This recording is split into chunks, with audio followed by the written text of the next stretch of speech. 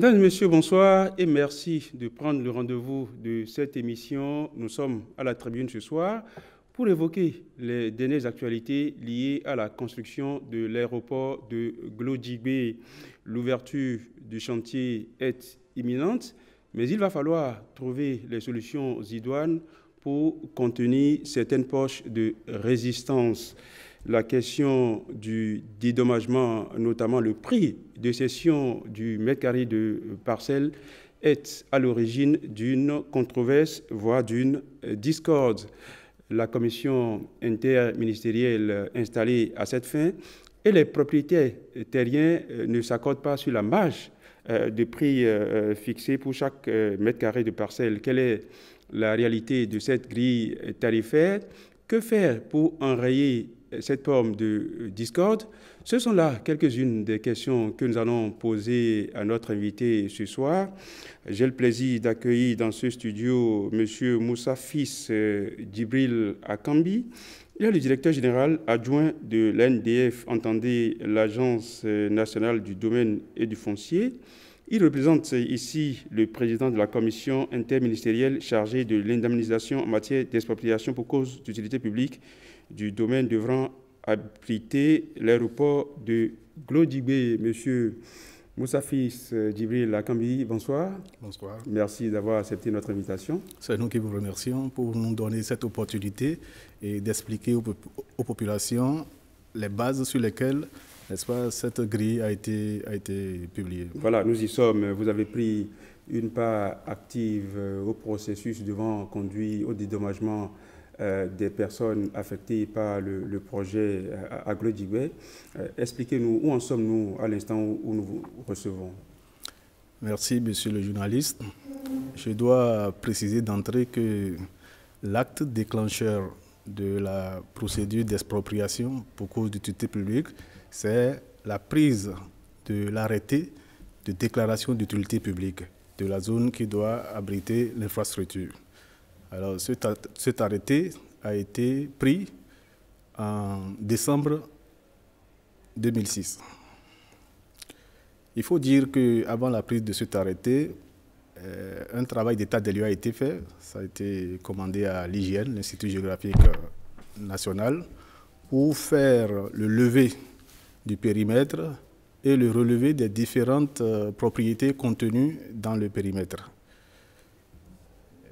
Ensuite, en 2007, un arrêté de cessibilité du périmètre a été également pris par le préfet de l'Atlantique littoral. Alors, après la prise de cet arrêté, les activités ont connu une certaine léthargie. Et ce n'est que récemment, en 2016, avec l'avènement au pouvoir du président Patrice Talon, que ce projet est sorti, n'est-ce pas, des tiroirs pour être, cette fois-ci, concrétisé. Donc, il y a un arrêté qui a été pris pour mettre en place une commission interministérielle. Cet arrêté a été pris sur le fondement de l'article 228 du Code foncier domanial. Donc, cette commission est composée, est présidée par le ministre de l'économie et des finances, du ministre du cadre de vie et du développement durable, du ministre en charge de l'agriculture, du directeur général de l'IGN, des maires des 3 communes concernées et du régisseur de la propriété foncière et des hypothèques. Alors, la commission fait intervenir aussi dans le cadre de ces travaux les chefs d'arrondissement et des 3 arrondissements concernés, les associations des populations. Donc, nous avons 2 associations qui ont en tout 4 représentants au sein de la commission. Voilà, une commission installée donc pour accompagner le processus jusqu'au dédommagement donc des personnes affectées par le projet à Glodjibé. À l'instant où nous recevons, où en sommes-nous? La commission a été mise en place et sa mission, c'est d'évaluer les propriétés, les biens qui sont dans le domaine pour qu'on puisse passer à la phase de dédommagement. Donc pour pouvoir faire ce travail dans les règles de l'art, nous avons eu à commettre un expert foncier immobilier qui a fait un travail de terrain assez fouillé, et sur la base des conventions de vente avec lesquelles les différents ayants droit ont eu acheté des terres dans ce domaine-là. Et donc, un rapport a été proposé à la commission et cela a été adopté, a été validé au niveau de la commission. Mais en vertu de l'article 232 du Code foncier domanial, et cette évaluation qui a été faite doit être soumise à l'approbation du ministre de l'économie et des finances. Donc, une communication a été faite dans ce sens et qui a été soumise au gouvernement. Et en Conseil des ministres, des observations ont été faites par rapport aux propositions contenues dans le rapport. Ce qui nous a amené à revoir notre copie avant de l'introduire à nouveau pour que cela puisse être adopté. Donc actuellement, les prix de cession, enfin, les prix de dédommagement au mètre carré sont fixés et nous devons passer là maintenant, si ce n'est les... Oui, justement, on en parle. Disons que la marge de prix par mètre carré est source de controverses. Il faut le dire, il y a comme un point d'achoppement entre les propriétaires terriens et la commission interministérielle. Cela a d'ailleurs suscité une levée de bouclier hier. C'est ça grogne dans le rang des propriétaires terriens. Qu'est-ce qui a été proposé aux personnes affectées par le projet? Quelle est la grille? Quelle est cette grille-là? Exactement. Donc, la grille proposée, en réalité, ce n'est pas un prix unitaire standard sur toute l'étendue du périmètre, parce que nous sommes là maintenant devant un périmètre assez spacieux. Voyez-vous, on parle de 3000 hectares, mais ça fait en fait 30 km². Et 30 km², ça fait un peu moins de la moitié de la superficie de la ville de Cotonou. Alors, lorsque nous sommes en face d'une étendue si grande, et nous n'appliquons pas un prix standard sur toute l'étendue du domaine. Mais nous créons des zones de valeur foncière, voyez-vous, et des prix sont fixés selon chaque zone. Et quand vous regardez un peu le tableau des prix qui a été proposé, on constate que plus on s'éloigne de la route nationale inter-État, n'est-ce pas, plus le prix baisse. Voilà. Donc, la population se demande, mais comment est-ce qu'on peut fixer un prix à 75 francs le mètre carré ou même à 2500 le mètre carré, les gens ne sont pas convaincus, ne sont pas d'accord. Mais pour bien comprendre, d'abord, il faut dire que lorsque l'arrêté de déclaration d'utilité publique a été pris, normalement, aucune transaction n'est plus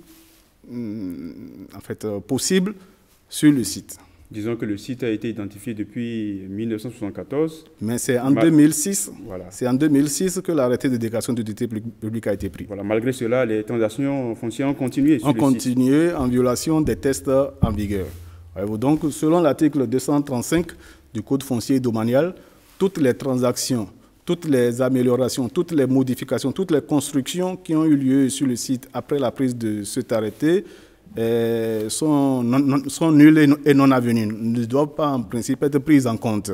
Donc c'est cela qu'il faut expliquer aux populations pour qu'elles puissent comprendre. Parce qu'à un moment, il y a une absence de mesures de sécurité sur le site. Oui, bon, il fallait sécuriser le site. Oui, je crois que par rapport à ça, il a été créé en 2002 une structure qu'on appelle Autorité de développement du périmètre aéroportuaire de Glodjibé, qui est chargé, n'est-ce pas, de veiller à cette activité de sécurité. Mais il faut dire à cette situation. Tout à fait. Revenons sur la grille tarifaire. Mais il faut dire que certainement c'est parce que cette structure n'a pas eu suffisamment les moyens qu'il lui faut que peut-être nous avons constaté cette insuffisance. Voilà.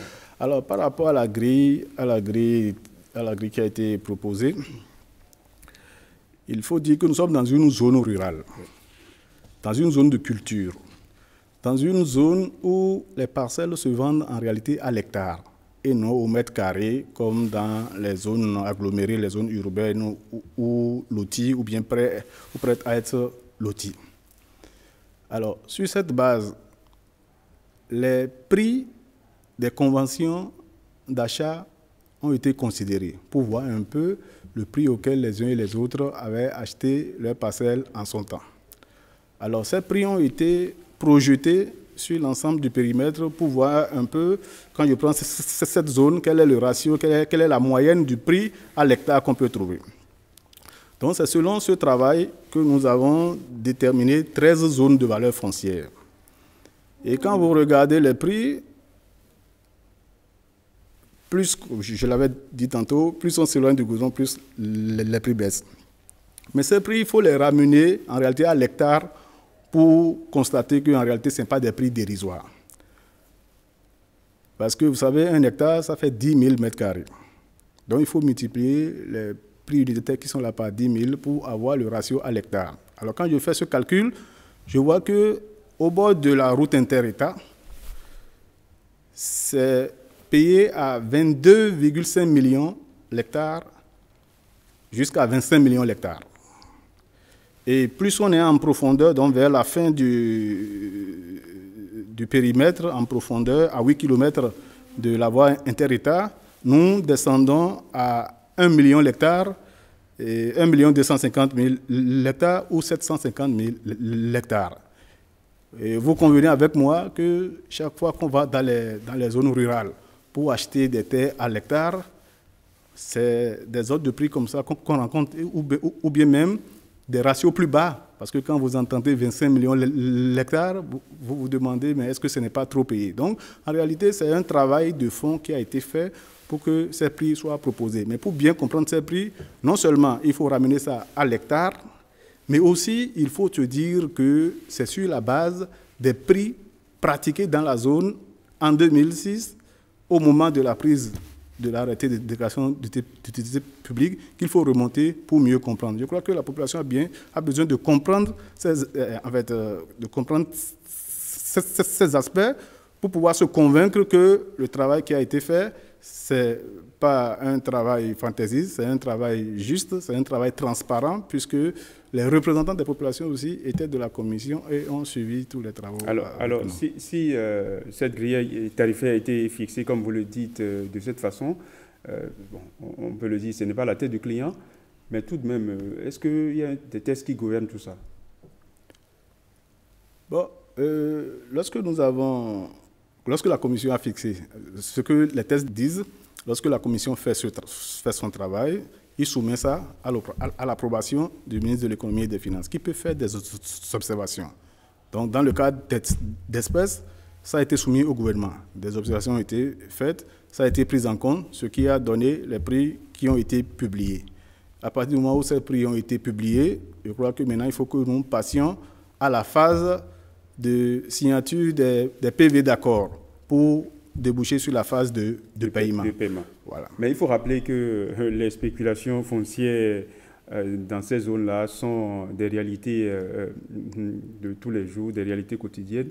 Tout de même, si ce projet-là a connu également ce retard, c'est sans doute à cause de cet aspect. Le blocage est généralement lié à l'aspect foncier. Qu'allez-vous faire maintenant? Que va faire la commission interministérielle pour lever? Parce que sur place, les esprits s'échauffent. Qu'allez-vous faire? Merci, monsieur le journaliste. Pour répondre à votre question, je dois dire que quand on regarde les écoles, les collèges, les centres de santé qui ont été construits sur l'étendue du territoire dans nos différentes communes, c'est souvent les populations autochtones qui donnent des terres pour abriter ces infrastructures, parce qu'elles voient le plus que ça va apporter à leur communauté. Donc ici, après avoir présenté la méthodologie qui a conduit à déterminer les prix, je crois plutôt qu'il faut qu'on échange, qu'on dialogue avec les personnes affectées par le projet pour qu'on puisse trouver un terrain d'entente. Parce que l'importance, les avantages que va procurer le projet aéroportuaire pour les populations autochtones, pour l'ensemble du pays, vraiment sont plus énormes que ce que nous perdons, soi-disant parce que le prix qui a été proposé ne nous arrange pas. Donc moi je pense qu'un arrangement, un mauvais arrangement vaut mieux qu'un bon procès. Donc dans la suite, nous pensons nous appuyer sur les autorités locales, sur les notables, pour parler avec les populations et pouvoir saisir cette main tendue du gouvernement qui est décidé, n'est-ce pas, à concrétiser ce projet aéroportuaire. Alors, parlons chiffres à présent. Combien sont-elles ces personnes qui sont affectées par le projet et qui méritent dédommagement? Vous avez évalué? Oui, il faut dire qu'en 2005, lorsque nous avons fait le relevé d'état des lieux, nous avions relevé 2300 parcelles environ. Mais vous avez parlé tantôt de la spéculation, et le train de la spéculation étant passé par là, aujourd'hui nous sommes à 6900 personnes affectées par le projet. Donc ça veut dire que de 2005 à aujourd'hui, des transactions ont été faites pour qu'on puisse... Que c'est multiplié par 3. Exact. Donc nous sommes à 6900 personnes, mais dans ces 6900 personnes, il faut enlever environ 200 personnes, sinon 156 ménages qui seront en fait relogés. Parce que nous avons constaté qu'il y a des noyaux villageois qui vivent sur le site, qui ont leur culte là, leur sépulture. Donc l'État a décidé d'acquérir un autre domaine à proximité de la zone aéroportuaire, d'y construire une cité, d'aménager, d'y construire une cité et de reloger ces populations, ces noyaux villageois qui habitaient sur le site. Alors, si tout se passe bien, si le calme revient à Glodjibé, notamment sur l'emprise du projet, quel est le calendrier pour le dédommagement? Parce que les personnes identifiées, les ayants droit, vont rentrer dans leur fonds. Si tout se passe bien, à quand fixer cette date? Oui, à l'heure où je vous parle, il y a un sous-comité de la commission qui est mis en place pour étudier les différentes plaintes et réclamations que nous avons reçues suite à l'affichage du plan et de la liste des personnes affectées par le projet. Alors, ces réclamations seront étudiées et les cas litigieux seront mis de côté. Les cas où il n'y a pas de contestation, il n'y a pas de litige seront recensés et les PV d'accord seront élaborés. Ces personnes seront appelées pour signer ces PV d'accord. Dès que ces PV d'accord sont signés, nous allons les orienter vers le ministère des Infrastructures et du Transport, qui est l'autorité expropriante, qui est l'autorité qui porte ce projet. Donc c'est à ce niveau que les PAP iront se faire payer. Donc la commission travaille déjà pour sortir les PV d'accord sur les cas exempts de litige pour qu'on puisse progressivement, et on ne va pas attendre et d'éplucher tous les 7000 dossiers avant de commencer le paiement. Donc au fur et à mesure qu'il y a des cas qui sont clean, on va passer au paiement. Mais le paiement va focaliser essentiellement la zone prioritaire, parce qu'il y a une zone prioritaire qui a été identifiée où les travaux vont commencer instamment. Donc c'est dans cette zone que nous allons commencer les paiements. Après, on va passer à la zone 2, à la zone 3, puis à la dernière zone qui est la zone 4 où nous avons des noyaux villageois. Et donc, parallèlement aux travaux du sous-comité là, qui travaille sur les réclamations, nous avons pris contact avec d'autres propriétaires terriens et dans le sens d'acquérir les domaines qui vont abriter les noyaux villageois que nous voulons reloger. Voilà. Alors, il faut rappeler que l'ouverture du site est chose effective. Rappelons également que c'est une entreprise chinoise, China Airport, qui va se charger des travaux avec l'assistance technique de l'aéroport de Paris. Dans la suite du processus, comment est-ce que vous entrevoyez les choses? Quelles sont les stratégies qu'il faut définir pour que les choses aillent vite? Parce que, rappelons-le, vous l'avez dit, ce projet est un projet phare du contenu dans le PAG et le gouvernement y tient.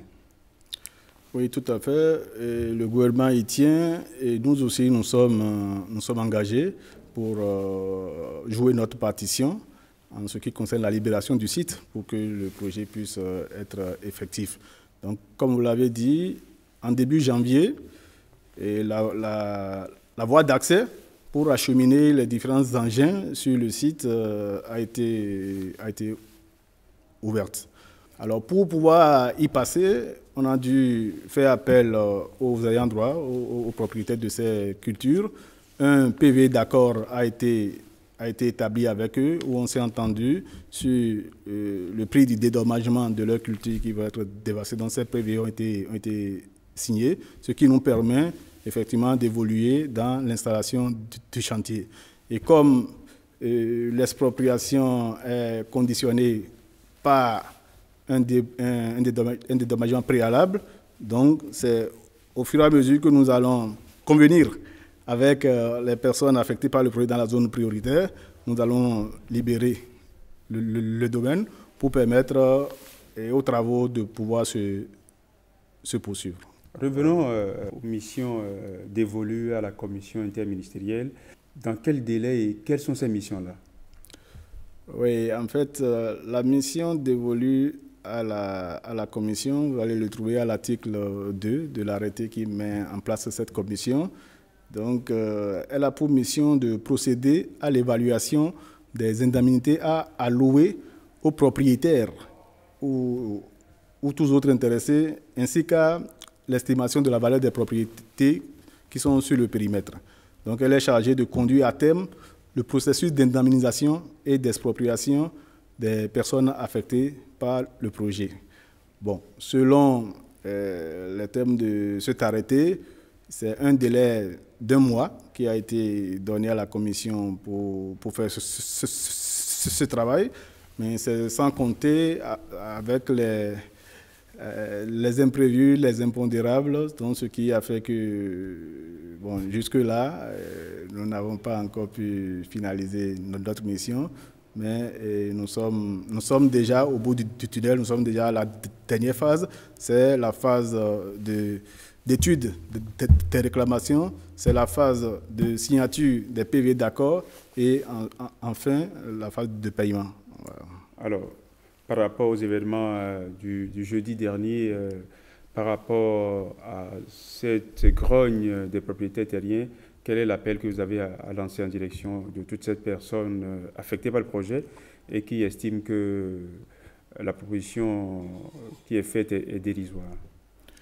Oui, l'appel que j'ai à lancer en direction de ces compatriotes, c'est de considérer, n'est-ce pas, les prix proposés comme une main tendue du gouvernement et la saisir pour permettre à ce que l'aéroport international de Glodjigwe devienne une réalité. Parce que lorsqu'on instrumente les ratios au mètre carré, cela occulte, n'est-ce pas, les efforts que le gouvernement constant pour pousser le projet. L'enveloppe pour le dédommagement au total est évaluée à 9 milliards 812 867 117 francs CFA.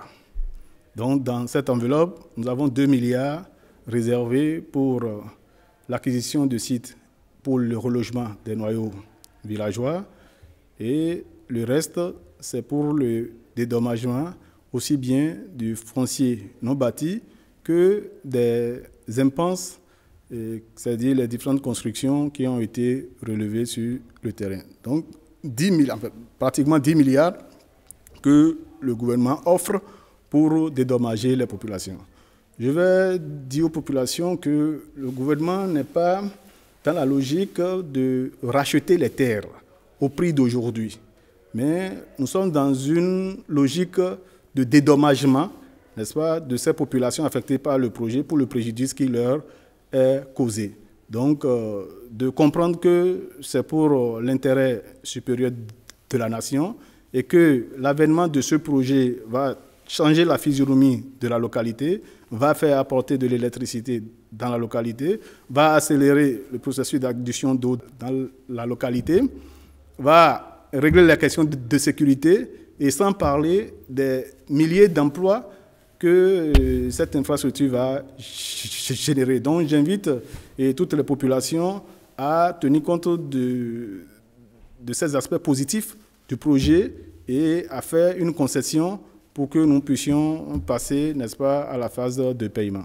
Vivement que le calme revienne dans les esprits et que tout se passe bien. Merci d'être venu, M. Moussafis Djibril Akambi. Merci pour toutes ces explications. Amis téléspectateurs, merci de nous avoir suivis. À très bientôt.